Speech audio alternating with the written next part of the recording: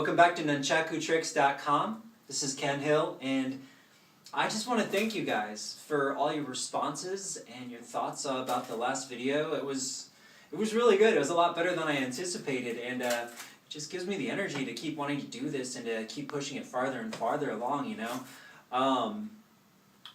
If you like what you see, please share it, show everyone you know about it, tell everyone about nunchakutricks.com.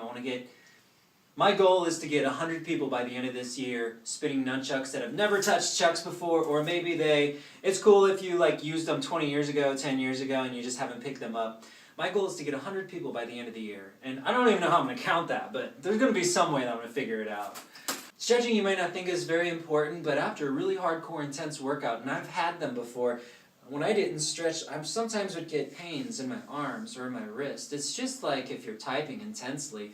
Nunchucks, they spin so fast, and your hand is opening and closing in so many revolutions per second even, that if you haven't properly stretched, you could actually cause injury. So, I'm going to show you some very good stretches for nunchucks, okay?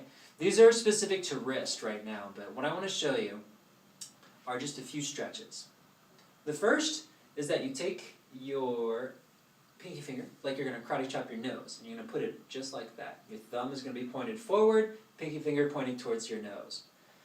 Your other hand, right now, which is my left, is going to grab the meaty part of my thumb, like this. My other thumb is kind of planted in the back.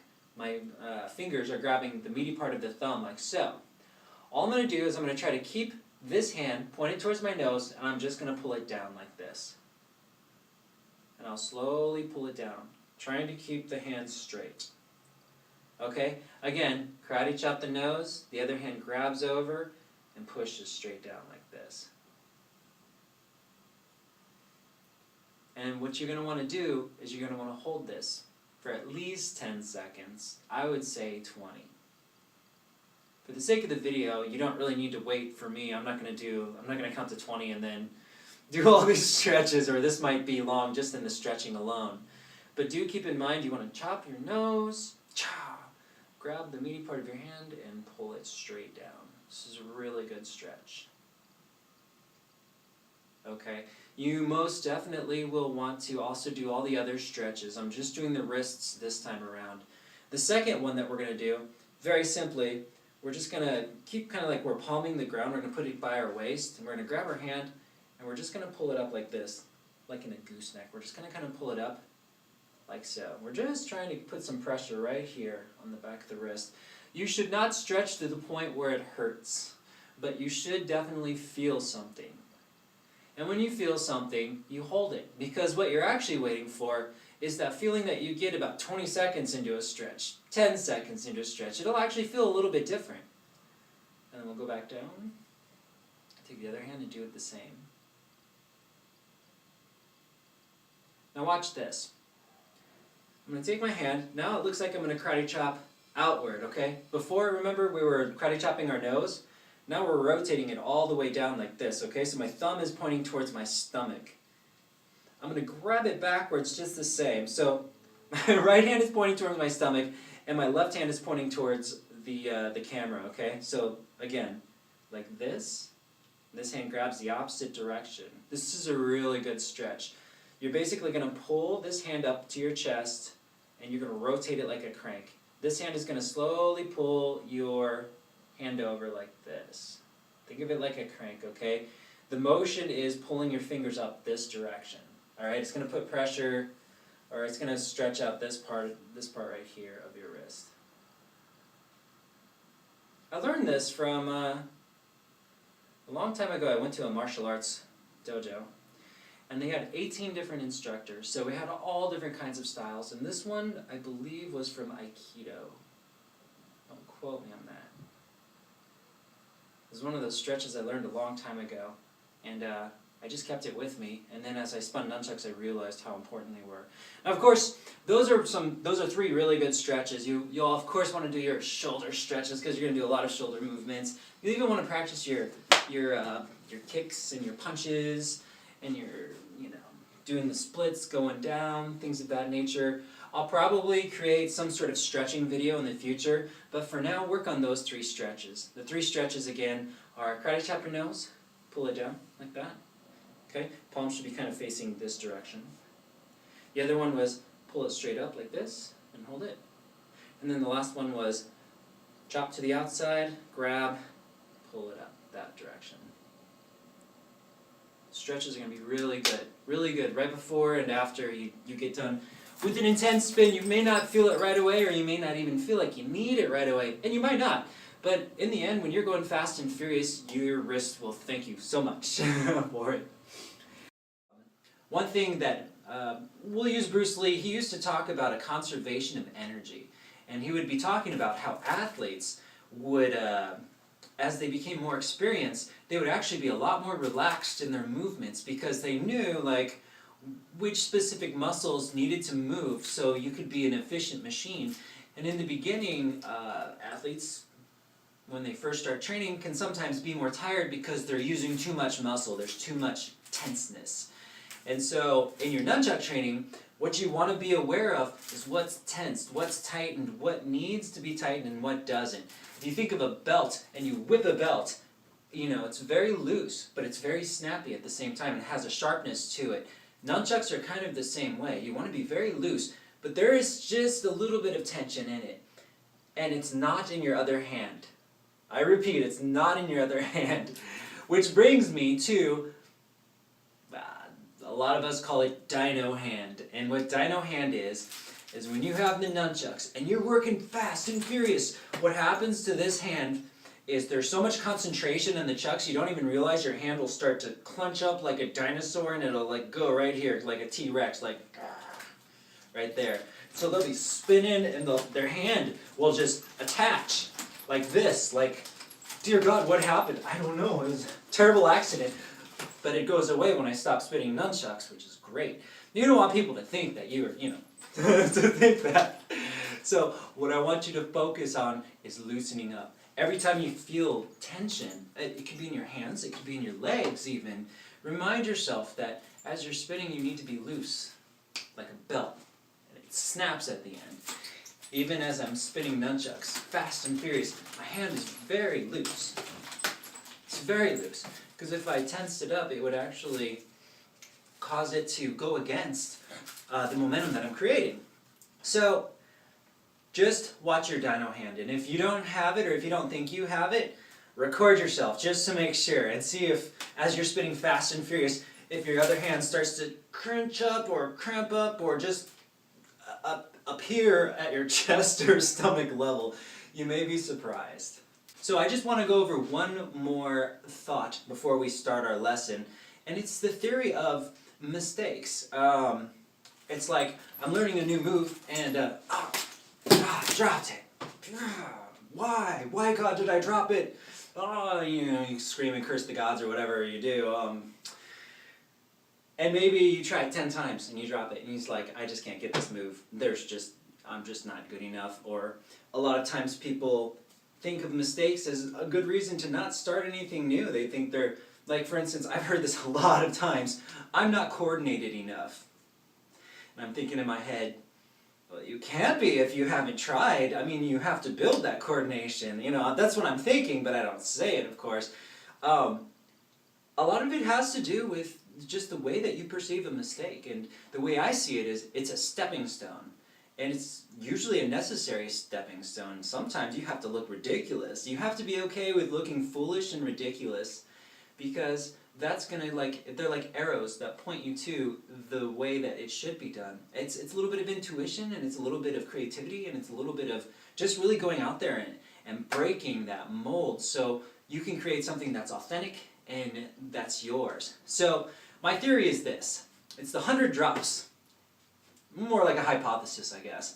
Basically, if you haven't dropped it 100 times for that move, then you can't discount it yet. Now, as you're going through those 100 moves, you may need to modify, sure.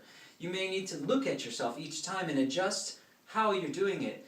But in the end, if you give it 100 tries, which is quite a bit, but if you give it 100 tries, you're going to discover it. And what's more important about just getting that one move is not necessarily the technique, because in the end when we're spinning, you're going to realize it's not about the individual techniques. Just like if you watch a dancer, it's not about the individual techniques of that dancer, but it's how they string them together, and the theory and all the laws that they've created, and the mechanics and the foundations that they can use to weave something, to create something amazing.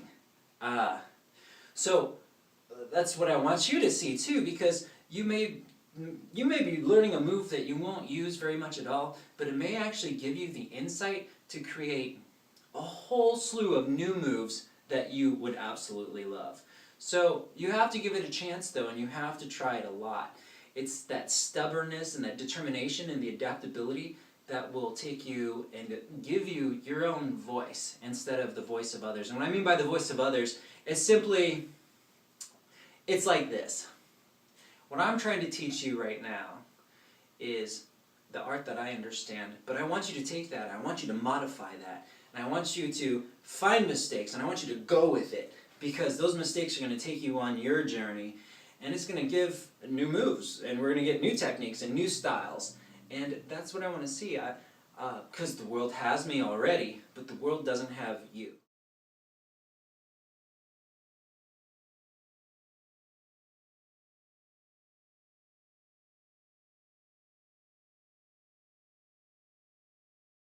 When I am doing my over-the-shoulder passes, right now I'm passing to two lanes. And these are the outside lanes. There's a lane here, and there's a lane here. So, here, see, that lane to the left. Now the lane to the right. There's one that's directly in the center of you as well. And if I do my figure eights, what I may do is cut my body in half, and it's going to roll right in that lane, right here.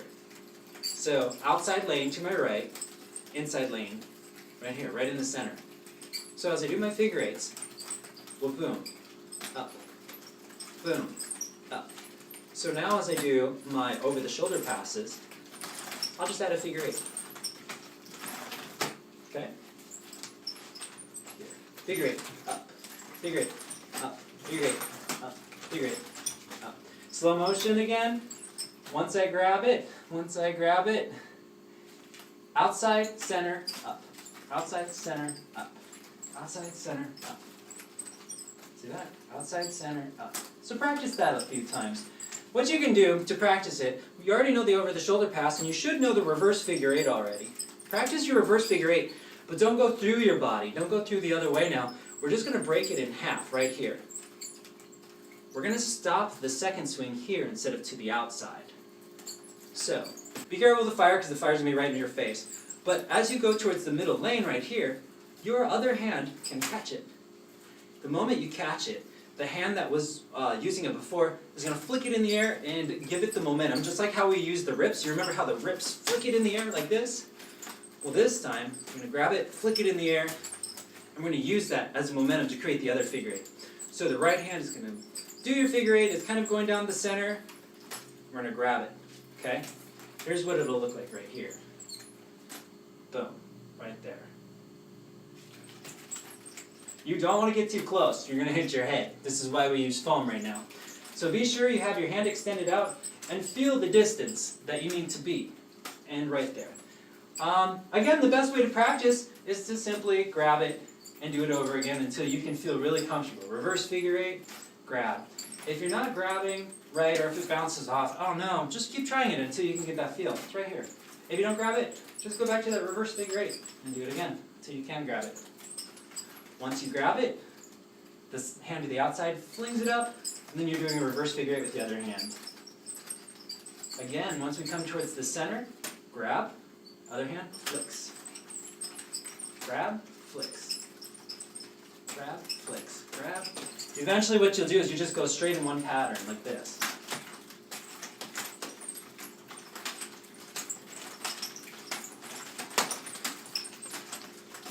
See?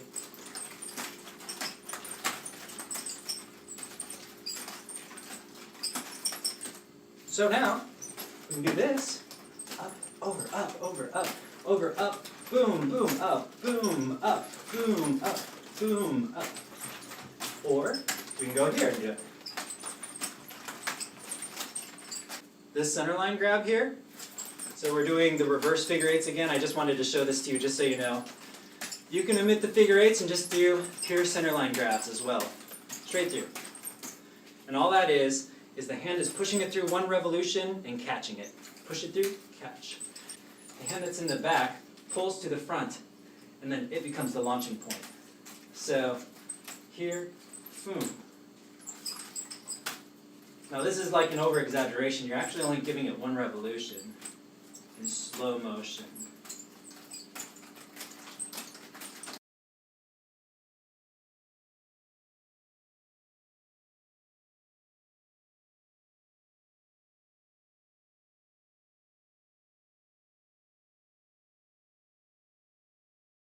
For now, we can realize that you can take the figure eight and pull it straight into the clutch. Which also means, when we're doing this move here, let's say I'm over here, I'm doing my over-the-shoulder passes, boom, boom, boom, boom, and I clutch it, you can go straight into the forward figure eight from the clutch. It moves very simple, because that's the direction it's going to be going anyways. So, from the forward figure eight, as we're in a front figure eight, clutch, and go back to a figure eight. Clutch, go back, clutch, go back, clutch, go back. Boom, boom. Both hands, of course. Boom, boom. Okay? It launches straight over.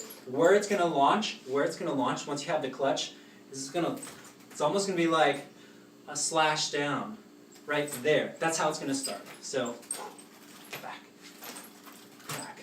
Here it's gonna go straight like that. Wham! Wham! Wham! Wham! Right there. Boom! Boom! Boom! Oh, we're in the reverse now. We can go up and we can do the middle grab. I want to work the figure eight wrist roll. This is probably one of the most important wrist rolls that you'll ever learn, and I'm just going to work the front one right now. We're going to start with our right hand, and we're going to do the standard figure eight, okay? Now remember, every time we're at 12 o'clock, we're slashing over to the other side. 12 o'clock, slash. 12 o'clock, slash. So 12 o'clock, slash. I'm going to add one more time signature, which is 6 o'clock. Every time you're at 6 o'clock, you're going to do a hand roll. Here's how we're going to start it off. We're going to extend our hand like this, and we're just going to start with the basic wrist roll, or this basic circular spin. And we're going to cross our body. So I'm using my right hand, I'm crossing my body over to the left, and once it hits 6 o'clock, I'm going to do the wrist roll. Now the wrist roll is going to put me into a back grip. So this may be a little bit different than a figure eight. What we're going to do, once we accomplish the 6 o'clock, is our hand's going to come over, and it's going to be in a back grip, and we're going to slash it down across, and once it hits 6 o'clock again, we're going to do the wrist roll, which should take it to the front grip. Now if you don't know what a wrist roll is, just remember that we covered that in the last class. That's where you're taking the chain and you're wrapping it around the back of your fist. And it looks like this, very slowly. Step 1, the chain goes over the back of the fist. Step 2, after it goes over the back of the fist, you open your hand, and your hand, immediately this will fall into your hand from the momentum, and this should roll over. Usually I said, well, there's nothing else you can do after that, because then you have to stall it. Then you have to stall it if you want to go the opposite direction, unless we learn the infinites, which we'll get into later. But if you go to the wrist roll, what happens is, when it's at its point where it would have been stuck, you're slashing it over to the other side, which causes everything to 180 over. Now that everything's inverted, we can do the other wrist roll with ease. And that's what causes it to where you can continually do those two wrist rolls back and forth, because every time we switch 180 degrees, the law is, every time you switch 180 degrees, everything reverses. So, we'll try this again. We're slashing down, we're slashing down. As soon as we start to come up, which is 6 o'clock, wrist roll. Slash down, wrist roll. Slash down, wrist roll. Slash down, wrist roll. If that's difficult, try this. Give it 3 rotations first. So we'll go 1, 2, 3, slash and a wrist roll. And then 1, 2, 3, slash and a wrist roll. 1, 2, you get it right. 3, slash and a wrist roll. Keep doing that. Eventually, what you should come up with is something that looks like this. looks kind of sloppy right now, and that's okay. We're going to tighten it up after that. Soon you won't use your hand so big. You won't be swinging so big. All you're going to do is just let it swing over, straight over like this. I tend to put an extra beat in my wrist rolls, probably from Poi, but just so you know, it may look slightly different. It should look more like, oh man, it's so hard to do without that extra beat. Just so you know, I usually put an extra beat with my wrist roll, so if you see that extra inward swinging out, that's just because I like circles. You totally don't have to add that in, but if you do, you have an extra circle right there. Wrist roll, slide it through. If you don't, it'll look like this, which is still fine. Oops. It's really hard for me to do that move.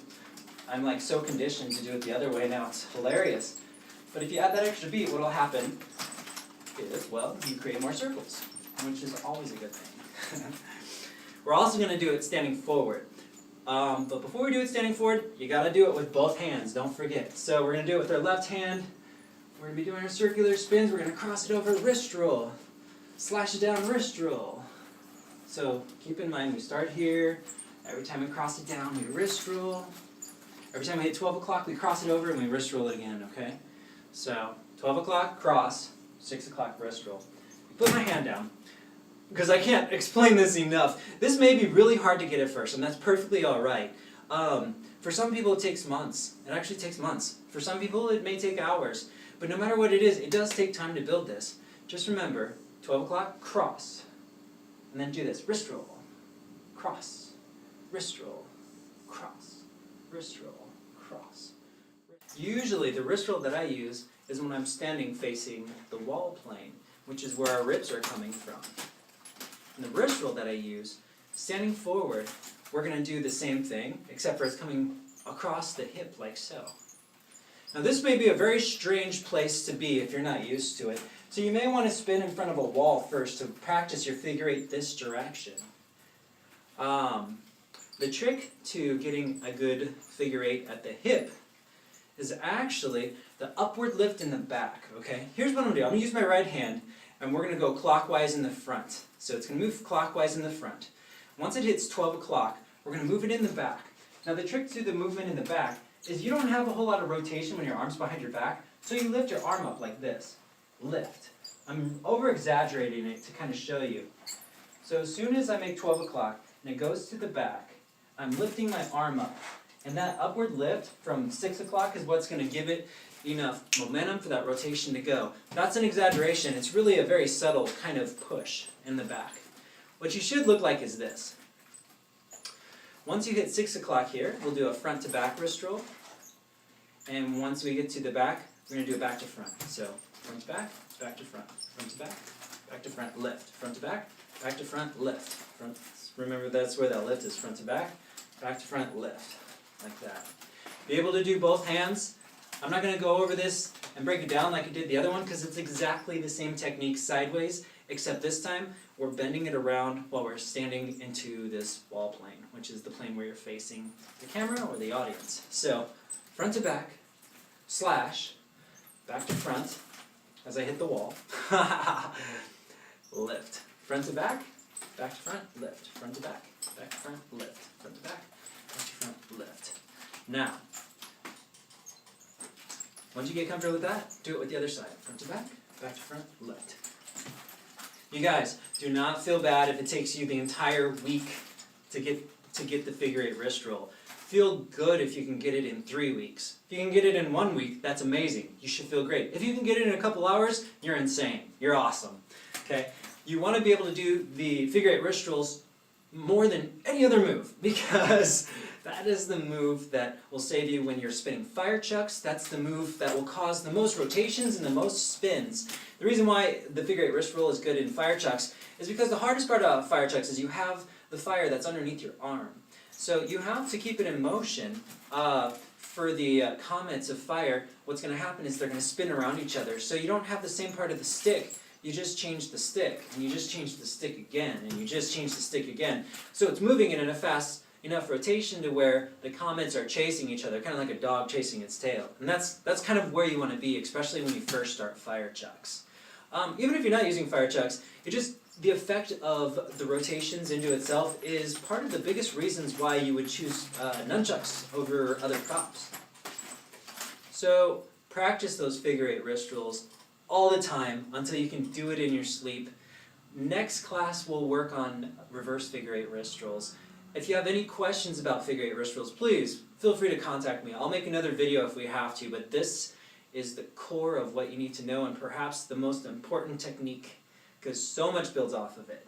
So we've gone over vertical spinning a lot. And what I mean by vertical is we have this wall and we're like spinning across it and we're under it, boom, boom, boom, you know. Well, we didn't really learn that part, but I'm just kind of showing you that there's this invisible wall right here that I'm spinning across this whole time. Chucks are moving up and down vertically. I haven't really gone over the horizontal motion too much. Horizontal motion would be more like this.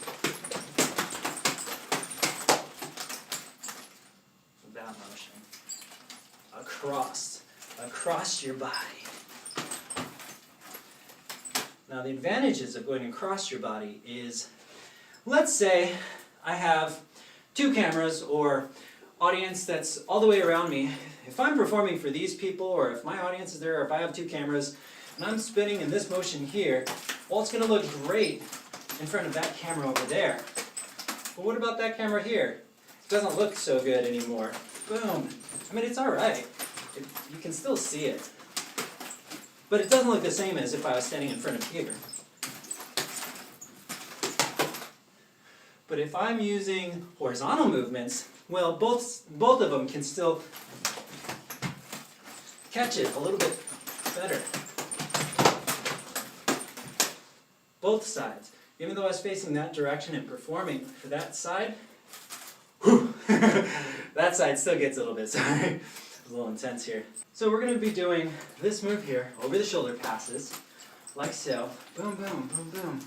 Touch up, touch up, touch up. And this time, instead of passing it down, you know how we would go straight to the clutch? Well, we're not going to go to the clutch this time. We're going to slash down, and we're going to cross our body this direction. Boom! So if I'm using my right hand, which I tend to teach a lot using the right hand, you can use your left too.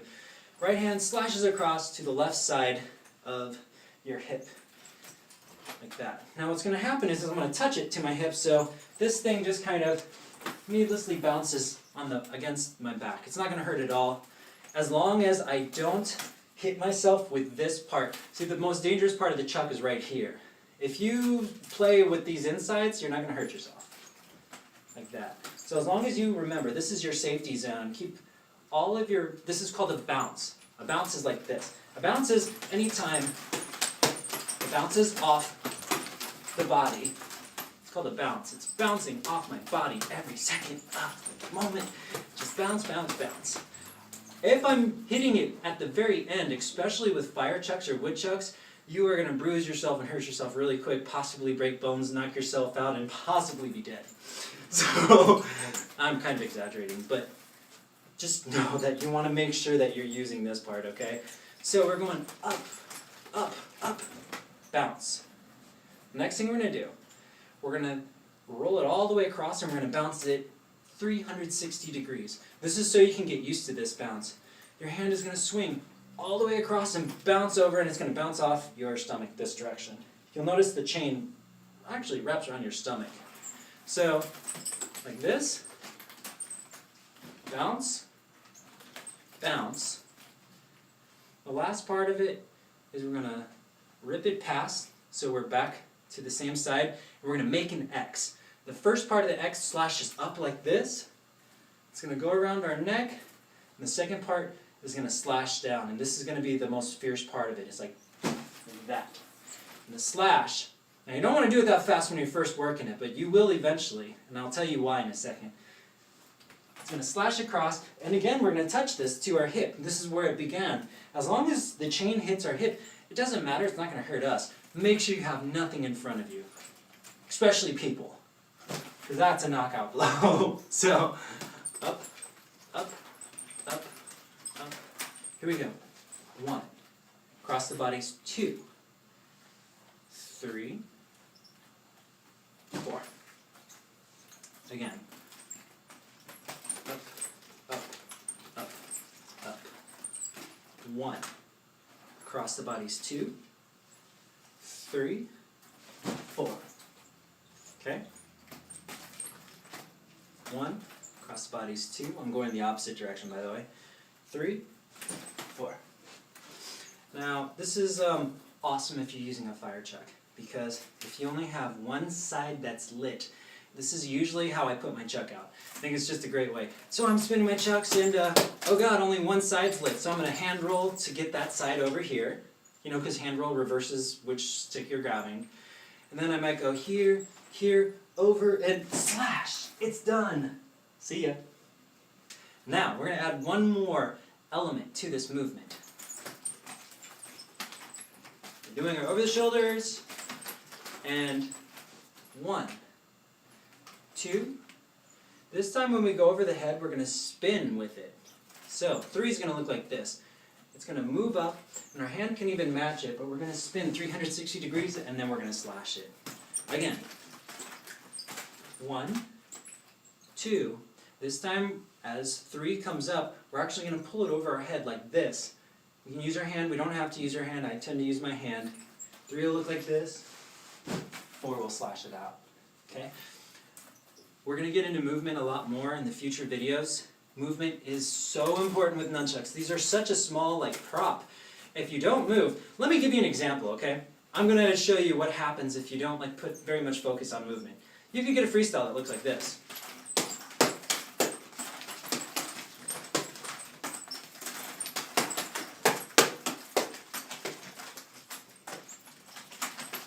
Not bad, right? Or you can move with it, bam! And just that extra motion. I mean, even if I'm just doing wrist rolls, just that extra motion, clutch, bam! Gives it energy and fierceness and dynamics, and we can slow it down. And then we can speed it back up again. And then we can slow it down. And speed it back up, you know? That's what we want. We want it to be alive. Thanks again for watching. Please, please tell your friends, tell everyone you know that has ever thought about nunchucks or picked it up at one time about this series of videos, and hopefully it'll relight that fire under them. Like I said, I gotta make my goal of 100 new spinners. That's a lot. I mean, that's a lot for new spinners for sure. That's a great goal to have. If you have any questions at all, of course, my YouTube account, Ken Hill, you're probably on it right now. If not, we've got a Facebook page, and definitely don't forget nunchakutricks.com. nunchakutricks.com. That place is going to have competitions eventually. We're working on getting all kinds of new material. I'm thinking about a belt testing system, which would be awesome. It'll pit you against many different challenges that you'll have to submit to go up into your next belt.